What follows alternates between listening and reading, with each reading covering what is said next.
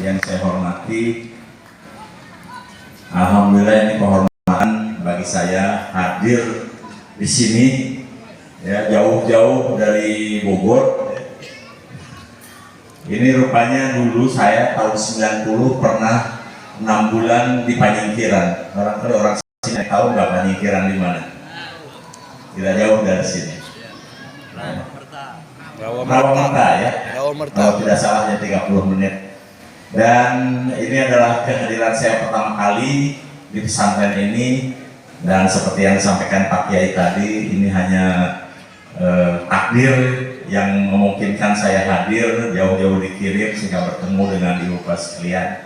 Dan ini membuat saya takjub ya, semakin malam semakin ramai dan bisa duduk dengan tenang dan terlihat sangat bahagia meskipun duduk di atas tikar.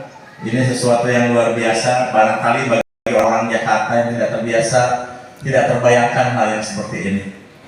Jadi saya salut Pak Ustadz, Pak Kiai, mohon tetap dijaga agar tetap kompak dan terutama untuk kebaikan bersama dan terutama keutuhan Republik Indonesia. Jadi saya diangkat oleh Pak Presiden Prabowo Subianto untuk menjadi Kepala Badan Gizi Nasional. Saya perkenalkan, nama saya Dedan Hindayana. Saya lahir di Garut, ya, 58 tahun yang lalu. Tapi besar di Raja Mandala. Ada yang tahu Raja Mandala? Daerah Bandung Barat. Dan kemudian sekolah di Raja Mandala, Cipatat, kemudian ke SMA Cimindi di Bandung, dan kemudian meneruskan kuliah tahun 86 di Institut Pertanian Bogor sampai selesai tahun 90, dan kemudian bekerja 6 bulan di Rawamerta itu, di Panyingkiran. Kemudian 92 saya kembali ke IPB untuk jadi dosen, dan kemudian tahun 95 saya berangkat ke Jerman untuk kuliah di sana mengambil S3 dan pulang tahun 2000 akhir 2001. Jadi sekarang saya statusnya sebagai dosen IPB, tetapi pada saat Pilpres kemarin saya diminta oleh Pak Prabowo untuk menjadi tim 1 dari 6 yang menyusun visi misi, sehingga seluruh visi misi yang 320 program 88 halaman itu salah satu yang menulisnya adalah saya pribadi.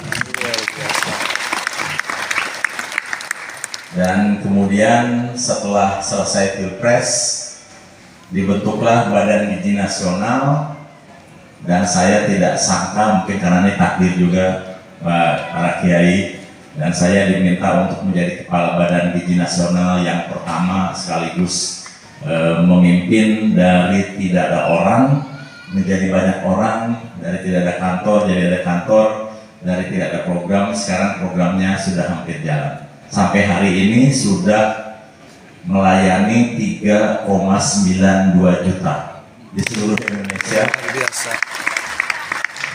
Sudah di 38 provinsi dan terbentuk 1.339 satuan layanan pemenuhan gizi yang mungkin nanti akan bertambah di tempat di sini. Luar biasa. Alhamdulillah. Nah, kenapa program makan bergizi penting dilakukan? Karena Pak Presiden selalu menyampaikan ini adalah langkah strategik untuk menyongsong generasi emas Indonesia tahun 2045, yaitu 2045 itu persis 100 tahun Indonesia merdeka, dan itu hanya 20 tahun kemudian. Nah, kenapa itu harus dilakukan? Karena kita tahu bahwa penduduk Indonesia masih bertambah 3 orang per menit. Ya, masih ingat mungkin Bapak Ibu sekalian, Rhoma Irama menciptakan lagu, apa judulnya? 135 juta penduduk Indonesia. Ada yang tahu nggak tahun berapa? Ya, harusnya kalau ada yang tahu saya kasih bonus. Itu tahun 76. Jadi kurang lebih 40 tahun yang lalu penduduk Indonesia itu hanya 135 juta. Sekarang 280 juta.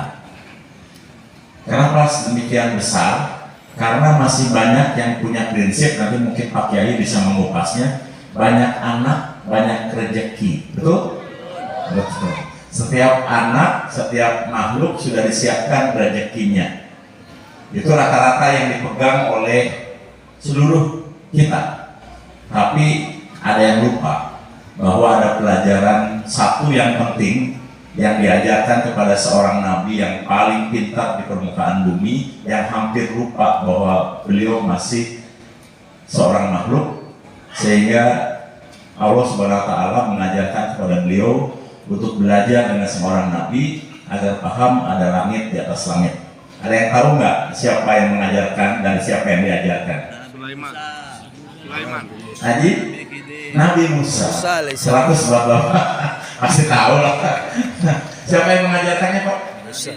Nabi Khidir. Apa yang membuat Nabi Musa gelisah dan tidak bisa menahan peringatan yang sudah diberikan oleh Nabi Khidir? Hai Nabi Musa, jangan banyak bertanya dengan apa yang terjadi. Tapi apa yang membuat dia, Pak Nabi tersebut, tidak bisa bungkam? Ada yang tahu?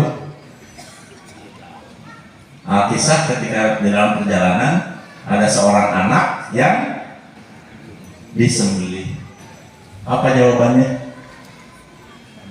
Karena anak ini suatu saat akan mencelakakan orang tuanya. Itu sebagai pertanda bahwa anak itu titipan Tuhan.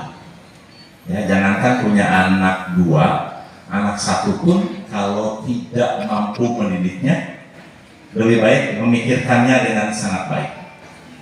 Nah, ini terjadi di Indonesia. Kenapa masih ada 3 orang per menit atau 3 juta per tahun dan masih akan tumbuh mencapai 324 juta tahun 2045. Jadi masih akan tambah 40 juta dari sekarang. Ini penyebabnya.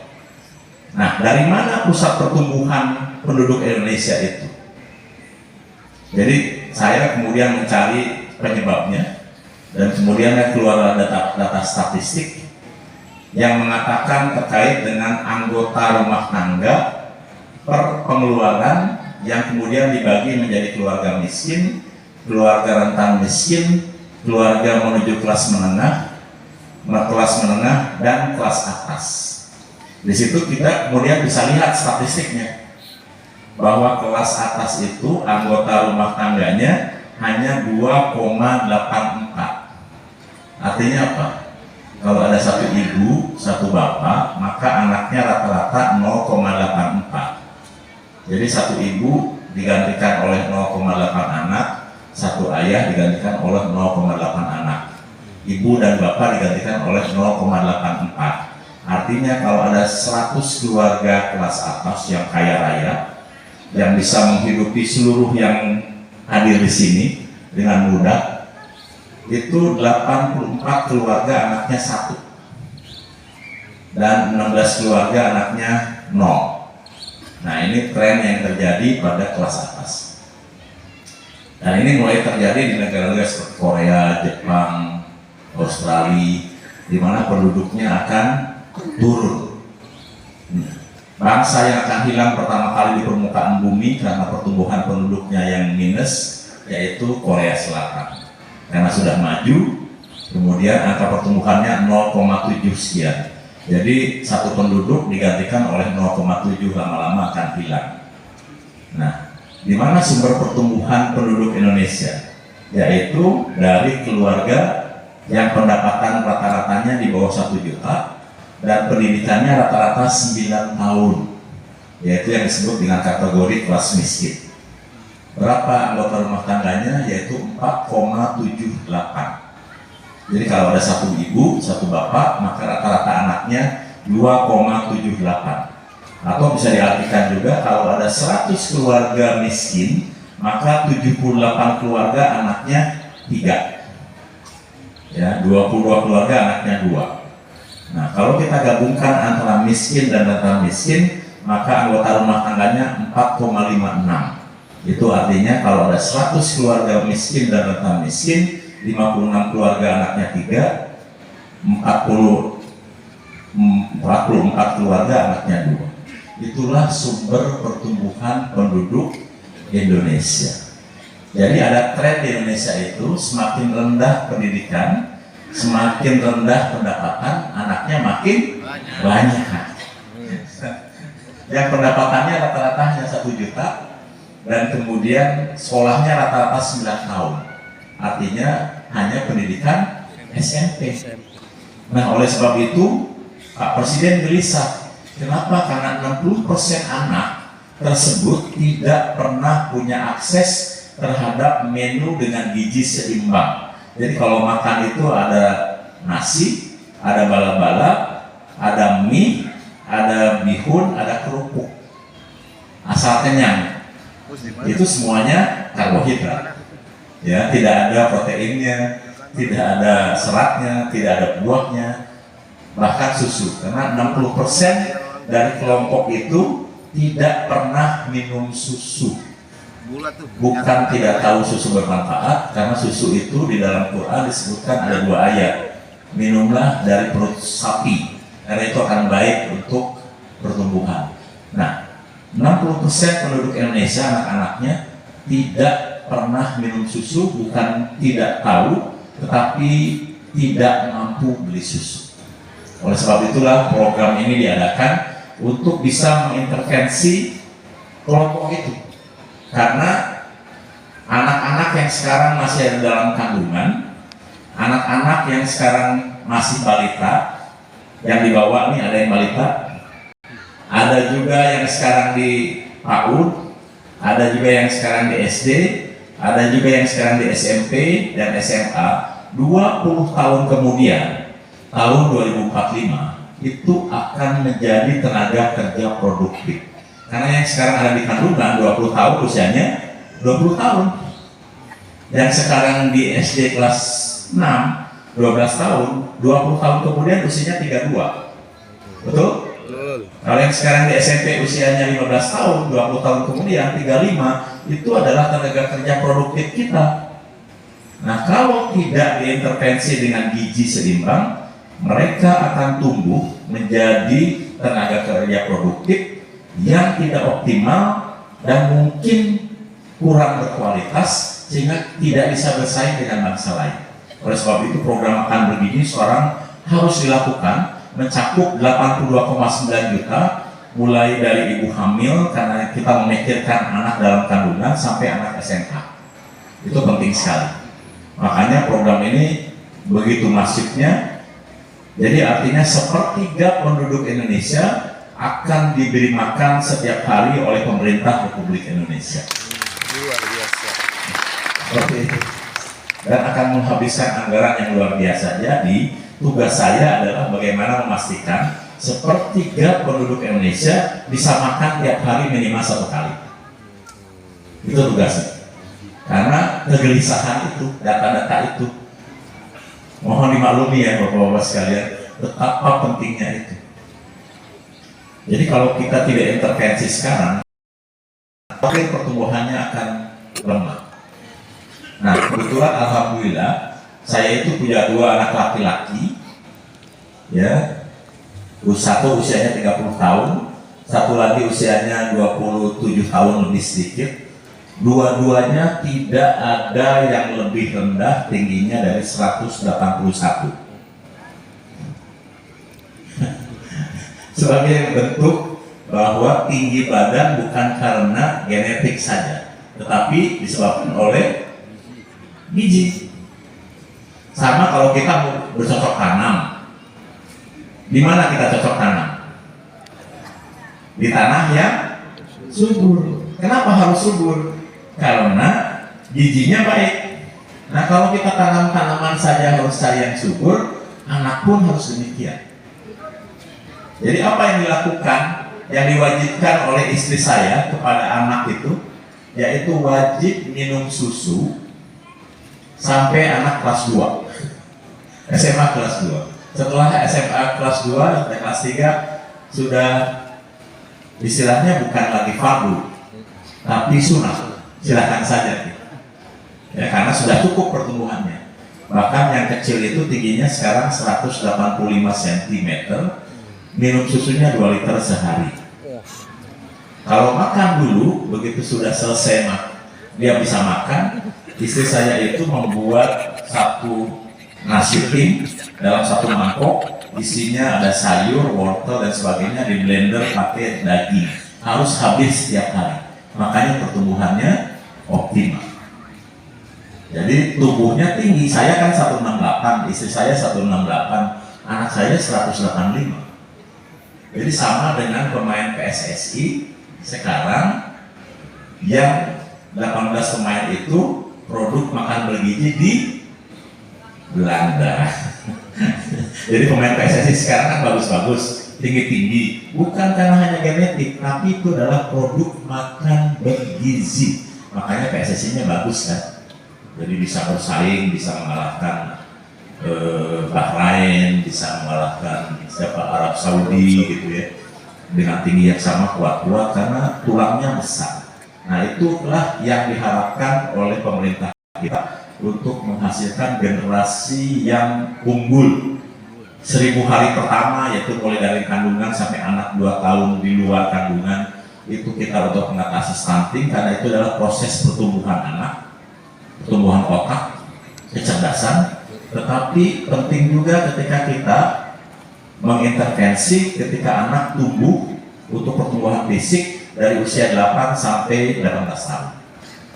Jadi penting sekali kenapa kita berikan makan itu mulai dari SD sampai SMA. Karena pertumbuhan anak kita rata-rata paling pesatnya pada saat SD kelas 6 sampai SMA kelas 1. Disitulah pertumbuhan fisik yang cepat, sehingga tidak heran saya dulu juga mengalami ketika SMP tiba-tiba suara saya berubah besar, ya.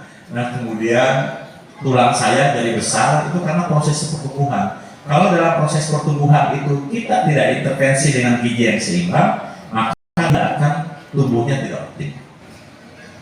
Jadi Bapak Ibu sekalian, mungkin yang punya anak laki dan perempuan bisa lihat di rumah, ketika anak SD kelas 6, rata-rata anak wanita akan terlihat lebih besar dibandingkan anak laki-laki.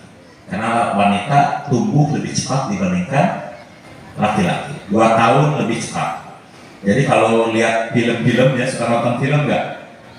Mengingat masa muda, masa anak-anak, bertemu lagi pada saat dewasa, di dalam bayangannya itu pasti wanitanya lebih besar dibandingkan anak laki-laki.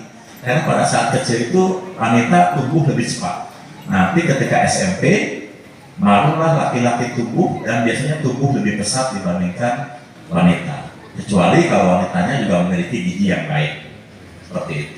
Jadi itulah program kita lakukan karena pentingnya kita menghasilkan generasi yang cerdas, karena kita mengintervensi pada saat 1000 hari pertama, tapi juga kita intervensi pada saat pertumbuhan untuk menghasilkan fisik yang kuat dan tumbuh tinggi.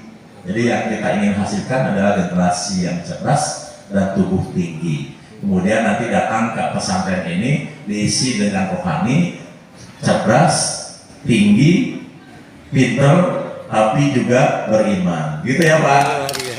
Hati-hati ya. Jadi semuanya dipadukan. Gitu.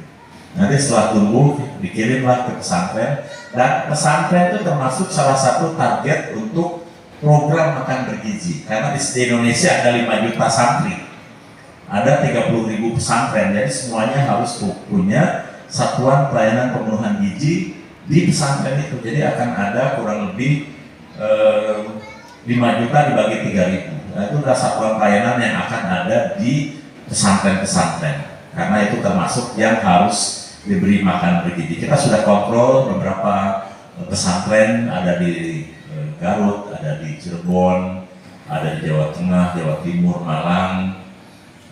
Rata-rata sudah punya dapur, tapi mohon ini dapurnya harus kita upgrade karena biasanya apa adanya. Masak pun paling cuma masak nasi sama bala-bala. Sementara yang kita sajikan adalah ada nasi, ada lauknya, protein, ada sayurnya, ada buahnya, ada susunya. Itu yang kita berikan setiap hari.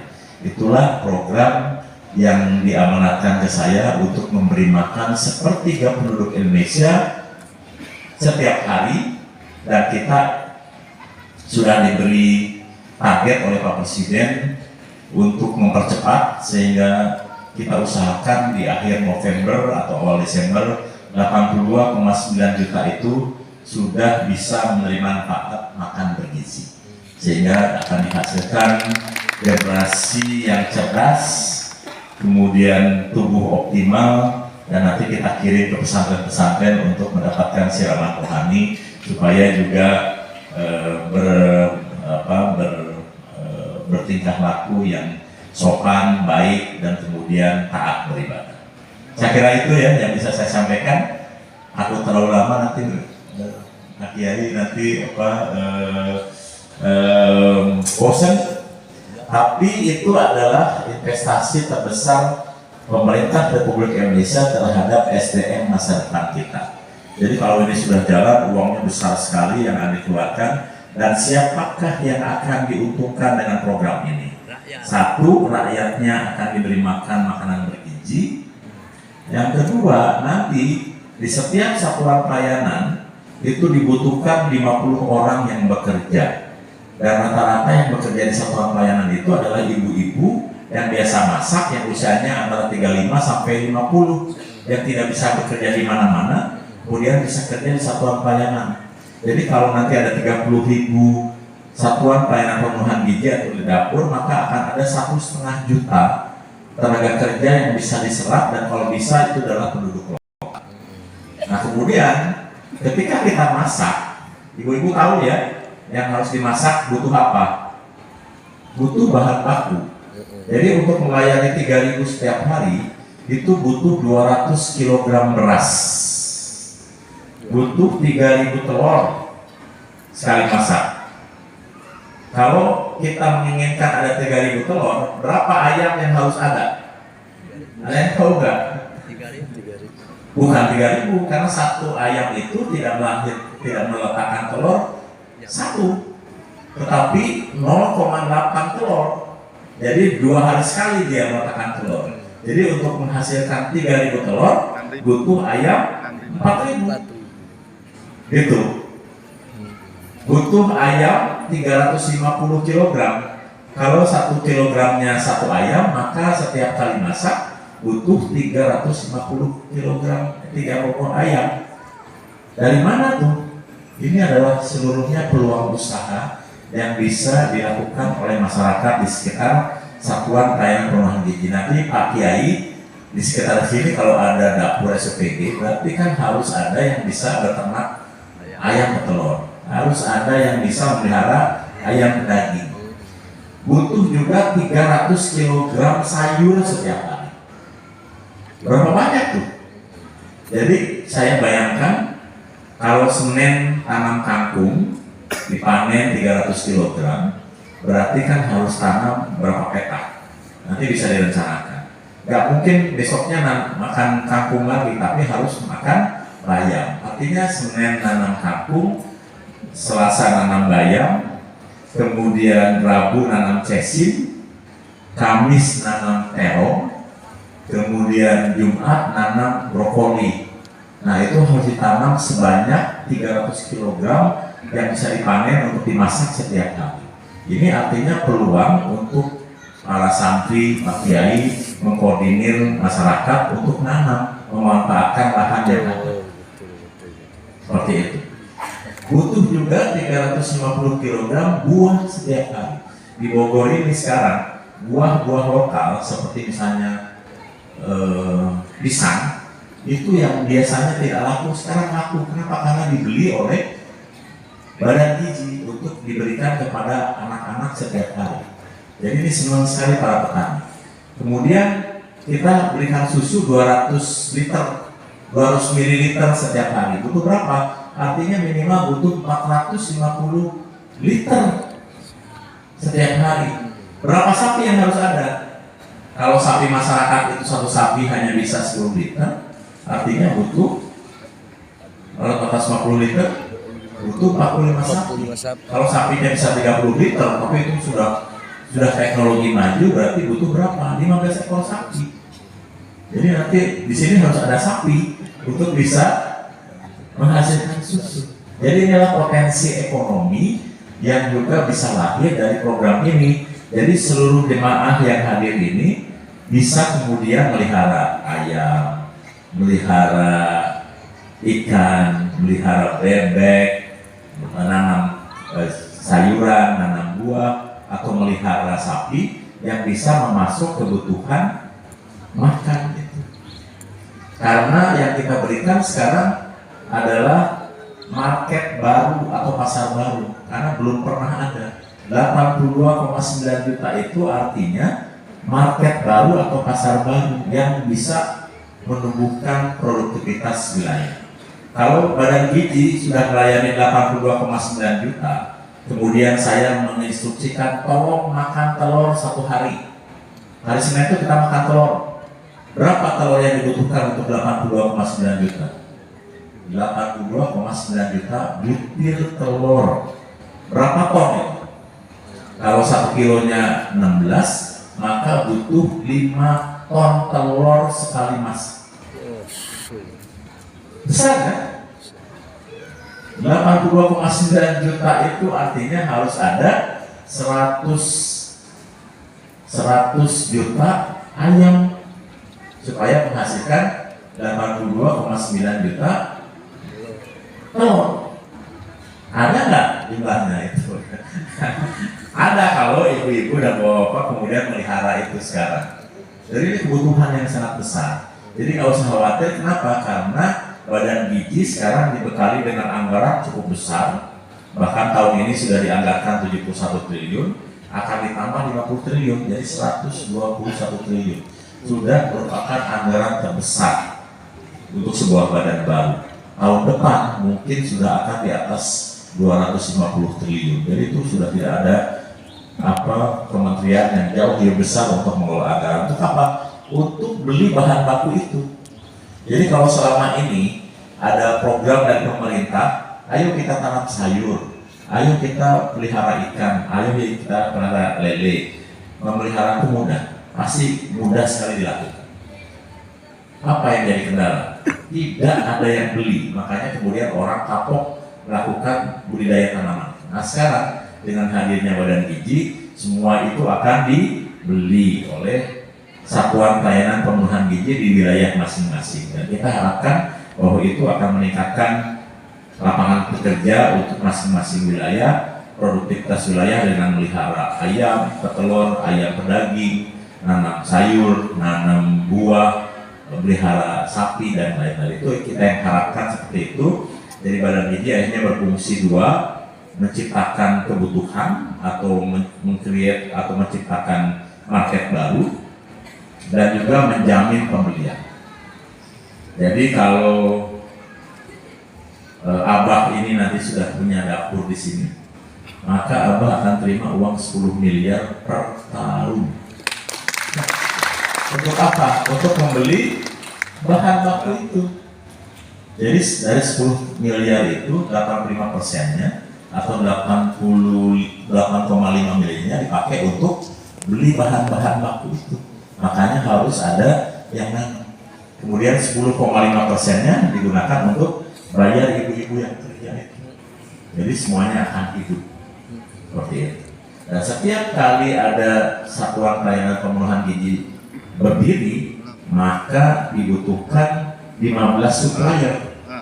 Supplier apa? Supplier telur, supplier daging, supplier sayur, buah, beras, bumbu, termasuk minyak jelantahnya.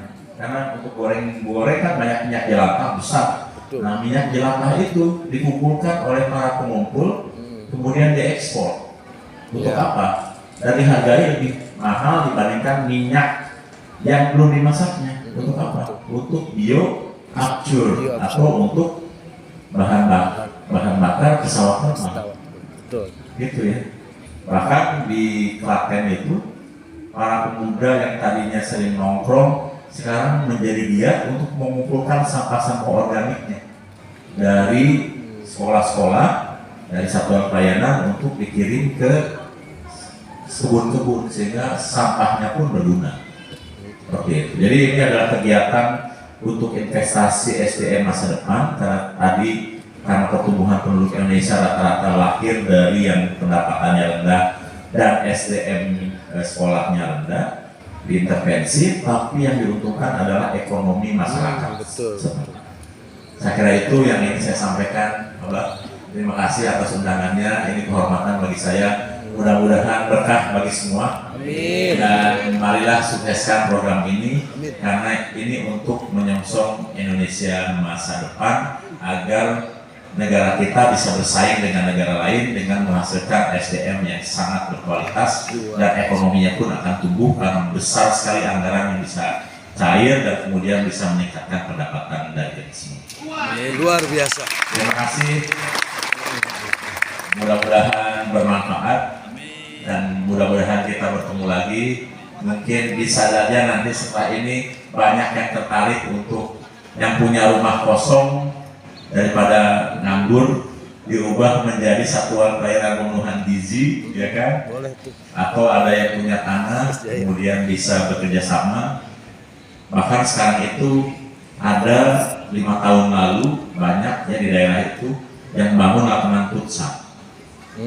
Tetapi selera masyarakat berubah, anak muda sekarang tidak main futsal, tetapi main mini soccer, ya mini soccer. Sehingga banyak lapangan futsalnya tidak laku, nganggur, akhirnya banyak yang diubah menjadi satuan pelayanan pemenuhan gizi atau menjadi sentra kitchen. Jadi semua bermanfaat.